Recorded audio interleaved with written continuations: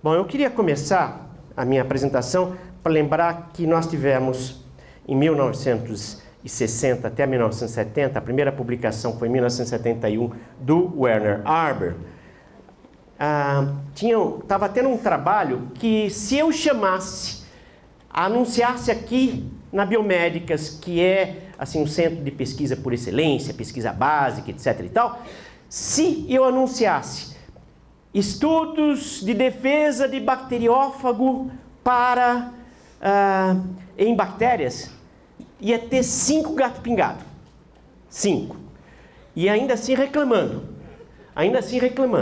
E, no entanto, isso deu origem a toda a engenharia genética que mudou a sociedade. Quer dizer, se hoje tem fármacos, tem uma série... Se a gente hoje tem genoma sequenciado, se a gente tem uma série de avanços, é por causa de uma pesquisa básica muito clara que foi feita na década de 60 e comecinho da década de 70. Bom, isso aconteceu naquela época, mas, gente, ninguém esperava que ia acontecer de novo a mesma coisa. Mas foi absolutamente idêntico o que aconteceu. O Instituto Pasteur, sobretudo o Instituto Pasteur, estava trabalhando com o quê? Sistema de defesa de bactérias contra bacteriófagos.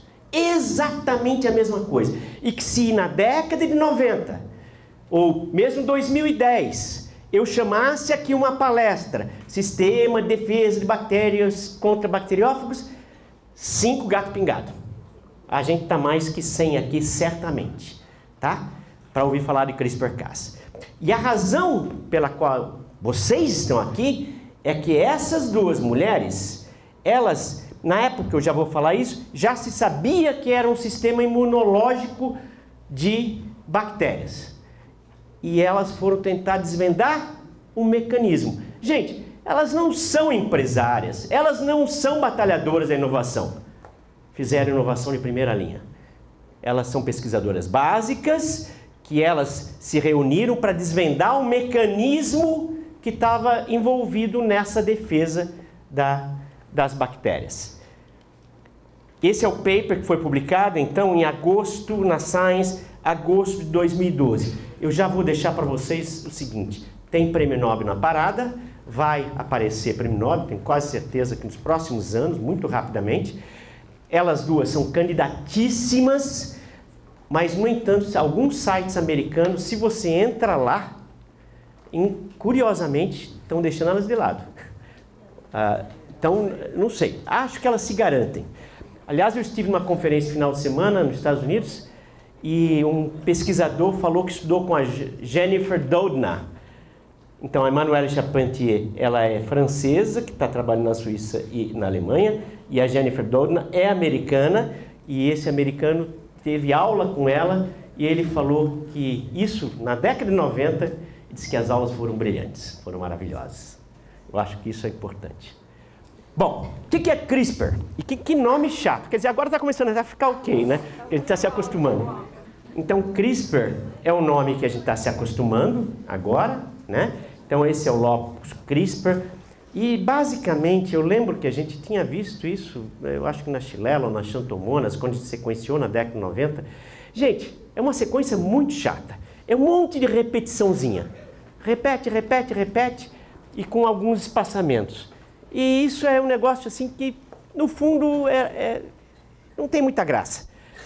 Na época a gente achou isso não deve servir para nada. Que bobo, né? Devia ter ido atrás. Isso foi identificado em 1987 em genomas bacterianos que tinham essa sequência e ganhou esse nome, Clustered Regularly Interspersed Short Palindromic Repeat. Então ganhou esse nome que ficou o CRISPR, que a gente está começando até a acostumar agora, né? Agora até vai, mas cá entre nós é feio. E próximo a essas sequências, nós temos também os genes Cas, que correspondem às nucleases. Cas representam CRISPR-associated proteins, tá? Que são nucleases, na verdade. Já vou explicar um pouquinho melhor isso. Então, essa é a razão. Tem alguns colegas que estavam falando que era caspase. Não, não tem nada a ver com caspase. É CRISPR-associated. Isso, em 2012, elas descobriram que essa Cas tem uma atividade nuclease.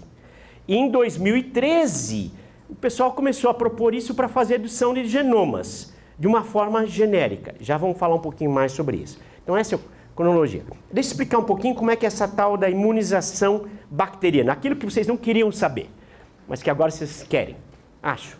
Bom, o fago infecta e, eventualmente, algum desses fagos, sem lisar a bactéria, eles são processados, o DNA deles, e o DNA é integrado, pedaços deles são integrados no genoma.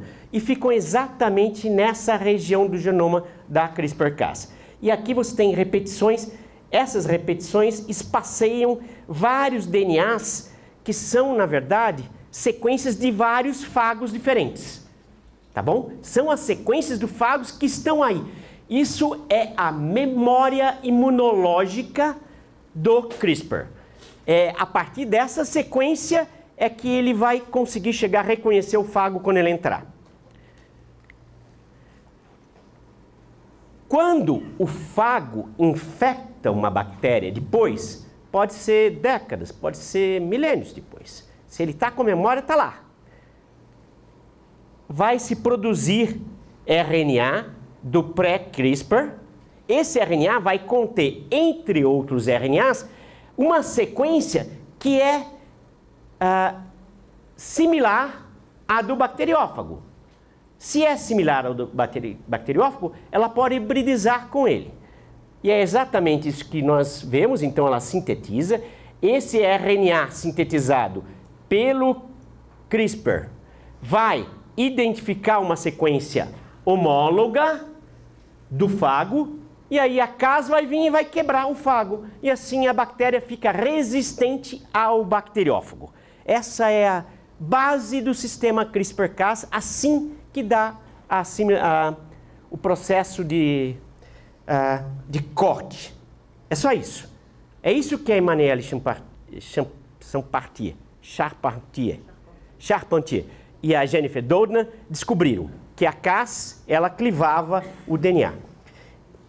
E isso poderia, elas já propunham, poderia ser utilizado em outros DNAs. DNAs que não são mais de bacteriófagos, que a gente pode tentar controlar esse processo e usar ele para clivar DNA humano, por exemplo. DNA de outras bactérias, mas de repente DNA humano. E isso foi demonstrado pelo grupo do Feng Zhang, é um sino-americano, é outro que é candidato a Nobel também. O Feng Zhang, foi ele que descreveu que isso era possível de editar genomas e demonstrou que isso era possível de fazer em células humanas.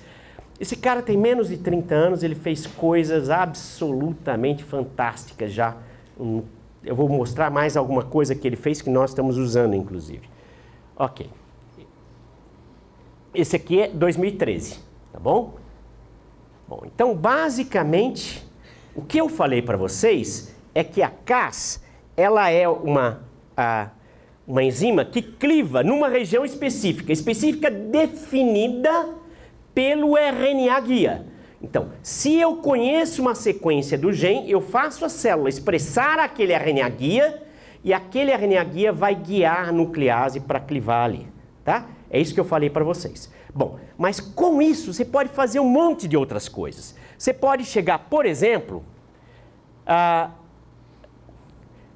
modificar o gene. Imagina que você faz ele clivar. Isso é reparado pelo sistema, ele tinha que ter reparo no DNA, gente, porque eu trabalho com reparo de DNA, tinha que ter. Repara, só que ele repara mal feito e eventualmente coloca mutações, e essas mutações vão fazer a perda daquela atividade, para você poder estudar a função daquele gene, tá? Ou, eventualmente, aquele gene ele já está com uma mutação que dá um problema qualquer, que dá uma mutação, que dá uma doença hereditária. A CRISPR vai corrigir, vai clivar, E ao mesmo tempo você coloca na célula um DNA que por recombinação homóloga, ele pode entrar na posição da quebra. E eventualmente você vai poder modificar corrigindo aquele gene. Então isso é uma das formas que você pode trabalhar com CRISPR-Cas. Mas você pode trabalhar de outras formas também. Você pode simplesmente colocar a Cas, é uma proteína. A Cas foi feita fusionada a outras proteínas, por exemplo, a repressores gênicos, de forma que você pode reprimir genes com a Cas, porque a Cas está sendo direcionada para aquela região. Eles tiraram a atividade nuclease e colocaram uma atividade de repressão. Daí vai reprimir o gene. Ou ativar o gene. Eu quero ativar genes em posições específicas. Daí eu direciono a Cas para um promotor gênico. O promotor gênico, o RNA guia vai ficar lá, o RNA vai hibridar, a Cas vai reconhecer aquilo, só que em vez de clivar, ela vai ativar o gene. Então tem uma série de coisas que podem ser feitas com o mesmo sistema CRISPR-Cas. Apenas você tem que mexer nisso. Você pode fazer imagiamento, você pode purificar genômico, porque é um sistema de reconhecimento de sequência. Basicamente é isso que a gente usa da imunidade bacteriana. Ok, aqui eu queria, só para garantir que todo mundo entenda, eu quero pedir a paciência de vocês, 4 minutinhos de filme. Basicamente ele está dizendo aí que esse é o sistema de prevenção, de proteção a vírus, né? Na bactéria, está colocando aí o DNA do fago, que quando a bactéria detecta, ela produz sequências de RNA pequeno, na verdade, são 2 sequências, que contém a sequência do bacteriófago. E então ela hibridiza e a Cas cliva, quebra o DNA do vírus. Está mostrando como quebra o DNA. E inativa o vírus. Isso é o que dá a resistência da bactéria ao vírus.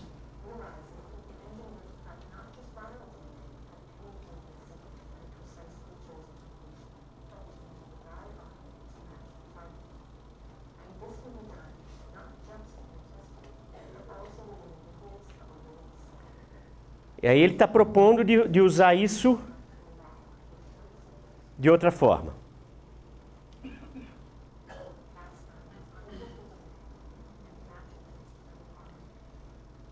Agora ele está fazendo em cima do alvo que eu escolho, o alvo de RNA que eu escolho, eu como pesquisador escolho.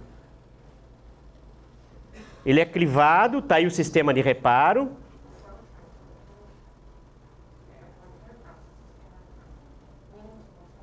Que pode induzir mutações. E isso pode fazer com que você tenha knockouts para estudar função.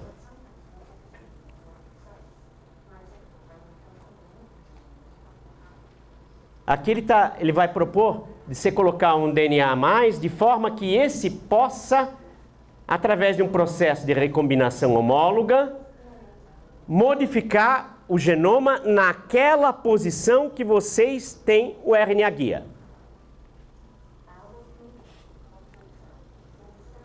Isso pode ser feito em células normais, ou pode ser em células tronco, pode ser feito em embrião, pode criar animais knockout, do jeito editados, eu prefiro dizer editados de uma forma geral.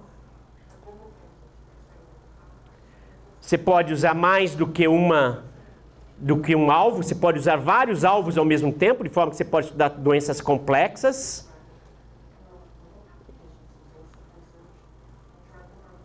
E pode ser utilizado não só em pesquisa básica, mas também em outros tipos de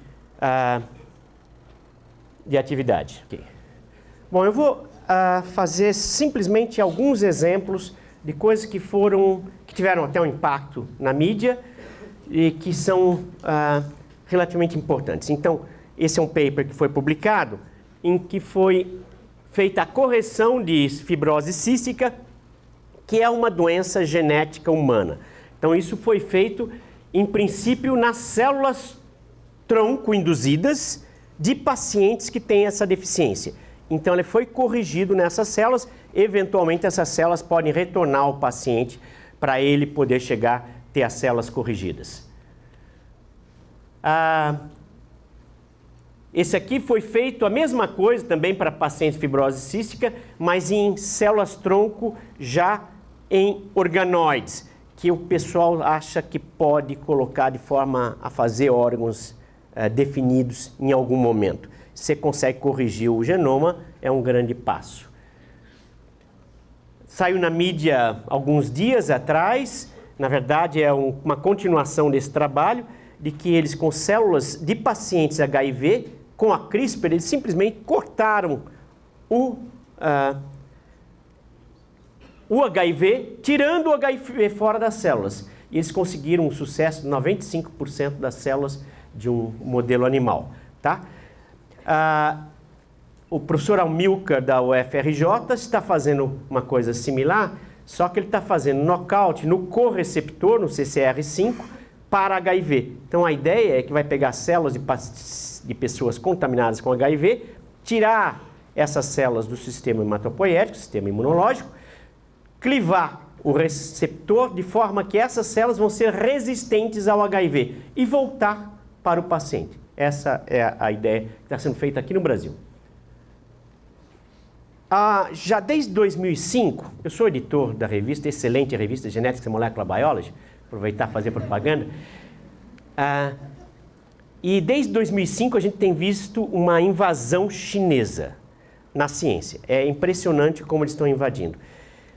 Mais recentemente a gente vê isso de uma forma muito clara com trabalhos de primeira linha, feitos na China. Antes eram os chineses nos Estados Unidos, agora é feitos na China. E agora eles são rápidos no processamento de questões éticas e coisas assim. Então eles simplesmente fizeram alguns trabalhos absolutamente fantásticos que fizeram. Um deles foram criar modelos animais. Então nós temos... Gente, quem está fazendo o curso de pós que eu estou dando sabe que para fazer um animal nocaute é difícil fazer.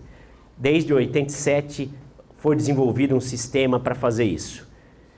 Mas faz com camundongo e é difícil fazer.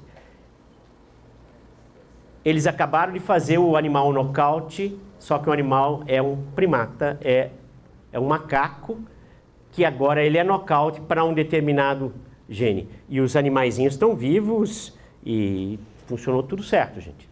Agora você tem, não preciso dizer que tem um modelo animal muito mais próximo do ser humano, com todas as questões que vão ser levantadas e discutidas mais tarde aqui nesse nosso simpósio.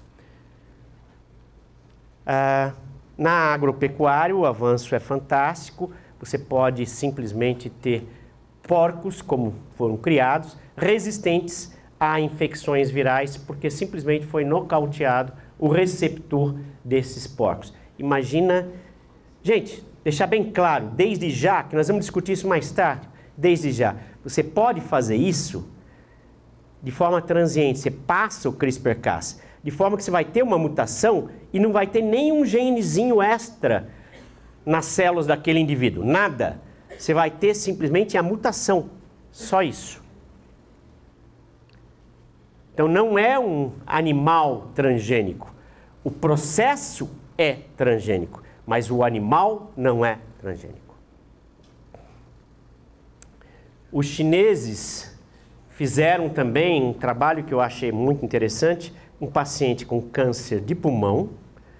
Câncer de pulmão, quem não sabe, é devastador. Ele é um ano e meio, a pessoa, se não for pego muito cedo, a chance de sobrevivência é muito pequena. E o que foi feito nesse paciente, na China, foi que pegaram as células do sistema hematopoético dele, sistema imunológico, as células-tronco, cortaram esse gene PD1, que depois a Lourdes vai dizer o que serve, mas é uma espécie de freio para o sistema imunológico de uma forma geral, de forma que as células do sistema imunológico não nos protegem contra o tumor. E a ideia é que cortando e fazendo o nocaute desse gene e voltando essas células para o indivíduo, esse indivíduo ele terá mais chance de ter uma resposta imunológica forte contra o tumor. Você vai dizer, mas ele pode ser que tenha problemas depois, problemas autoimunológicos depois. É possível, depois. Mas ele vai sobreviver à doença dele. Então, esse trabalho está sendo feito. Nós também vamos ter oportunidade de discutir isso, mas agora sim, apaga a luz de novo, por favor. Em insetos, você pode simplesmente fazer knockout de genes, e aí está muito ruim isso, mas o knockout é o azulzinho aqui, tá? Ele teria um gene, daí ele vai ter uma herança, ele vai se espalhar, o knockout. Se você espalhar na natureza, ele vai se espalhar. Só que se você deixar a tesourinha, agora sim é transgene, se você deixar a tesourinha no organismo, essa tesourinha também vai se espalhar, não só de um modo dominante, porque ela vai clivar, como cada descendência, que normalmente teria só um dos genes nocauteado, vai ter os dois genes nocauteados. Então ele vai espalhar essa herança muito mais rápida, de forma que você pode ter esses mosquitos. Imagina mosquitos que não conseguem, que não são infectados por Zika, por exemplo. E você jogando na natureza, eventualmente você pode ter todos esses animais, uma população inteira que simplesmente vai continuar sendo mosquito, vai continuar sendo chato mosquito, mas não vai carregar o Zika, não vai carregar dengue, coisas do gênero. Esse chama Gene Drive, nós vamos ouvir falar mais sobre Gene Drive aqui. Obviamente isso está sendo feito, existe muito interesse no Brasil. Eu acho assim, vocês estão demonstrando interesse, mas vocês, boa parte de vocês já ouviu falar o que é CRISPR-Cas. Provavelmente em 2 ou 3 anos vai virar tipo aula de primeiro ano na biologia, na biomedicina, e todo mundo vai saber o que é. E as pessoas vão estar, boa parte dos laboratórios vão estar usando o CRISPR-Cas, porque é muito poderoso, porque ajuda muito, é uma tecnologia muito poderosa mesmo. E a Embrapa está fazendo isso. Bom, só para chamar a atenção, que nós usamos no nosso laboratório 2 sistemas de ativação gênica ou de knockout, mas só que nós usamos isso de forma de fazer um screening genome-wide, quer dizer, genérico. Ou seja, foi feito o Zhang de novo, ele fez 2 bibliotecas que são livres, quer dizer, você pode comprar na Edgene, e é barato, é relativamente barato, e você recebe, só que você tem que daí fazer amplificação. São 2 bibliotecas que contêm o CRISPR, de forma que você tem CRISPR com alvo para todos os 20 mil genes humanos. Na verdade, a biblioteca de knockout, que simplesmente faz a clivagem, ela tem 3 alvos para cada gene.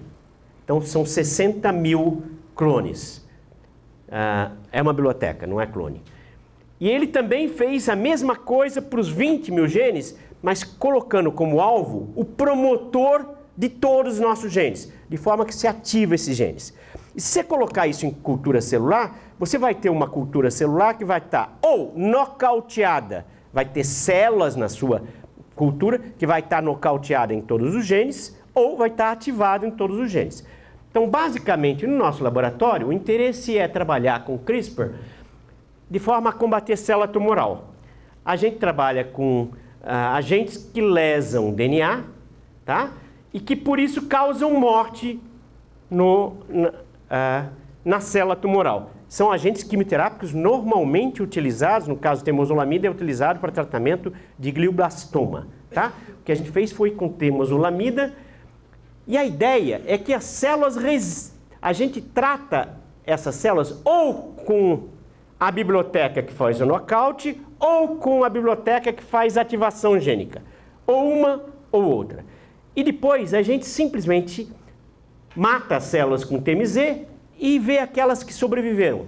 Aquelas que sobreviveram, elas vão estar enriquecidas com o Cas, seja que ativa genes, ou com o Cas que inativa os genes. E aí você consegue sequenciar isso com sequenciamento de nova geração, e aí no sequenciamento de nova geração você sequencia e você consegue verificar quais eram os genes que ajudaram as células a sobreviver ao TMZ. Isso para identificar vias relacionadas à resistência a quimioterápicos, de forma a gente poder entender melhor como que os tumores acabam resistindo à nossa quimioterapia, ver se a gente consegue chegar a evitar isso. Ok, basicamente, eu não vou chegar a entrar em detalhes, mas basicamente entre os genes top para ativação, entre os genes knockout, nós temos as genes que a gente já sabia que deveriam estar lá. Ou seja, funcionou bem como controle para isso. Mas a gente tem uma quantidade enorme de genes novos. Obviamente, o que a gente mais interessa são os genes de reparo. Então, essas vias de reparo nós estamos estudando agora como vias de reparo que dão resistência a quimioterápicos. Essas são as vias que a gente viu para ativação ou para nocaute, de forma que você tem reparo e mismatch, isso já era conhecido, que dá resistência, ou a gente tem NRF2, que também é conhecido, mas a gente tem outros genes e outras vias que estão envolvidas nesse processo e a gente está estudando isso. Esse trabalho foi basicamente o trabalho que a Clarissa desenvolveu, que o André Shimura está continuando. Ok. Nós nos reunimos no final do ano passado, na Pró-Reitoria de Pós-Graduação, e com um grupo de pesquisadores daqui da USP, mas nós fizemos um documento que está no Jornal da USP, foi publicado no Jornal da USP ontem, na verdade, em que a gente discute, explica um pouco e a gente discute um documento da USP em relação a isso. E basicamente a ideia, a conclusão que a gente chega, que eu gostaria de trazer aqui para vocês, que vai permitir mais discussão, é que a gente deve desenvolver trabalhos de pesquisa na área utilizando essa tecnologia. Deve fazer isso com cuidado, existem normas, a gente vai discutir mais isso, mas basicamente essa foi a conclusão da gente, que a gente deve estimular discussões permanentes e aprofundadas por o tempo, por isso nós estamos fazendo isso. O ano passado nós recebemos 2 parlamentares franceses, que eles vieram para ouvir os professores da USP a respeito do assunto. Eu particularmente gostaria muito que os nossos políticos, tem um risco aí, né, associado, mas que gostaria que os nossos políticos também pudessem, de certa forma, ouvir, e a gente precisa estar representado no Congresso Nacional. Eu estou em defesa da gente ter uma frente parlamentar ativa de defesa da ciência no Brasil. CRISPR-Cas é uma pecinha nesse ponto. E eu queria agradecer às agências de fomento, obviamente, que têm permitido a gente fazer alguma coisa no laboratório, e agradecer a vocês principalmente. Obrigado, gente.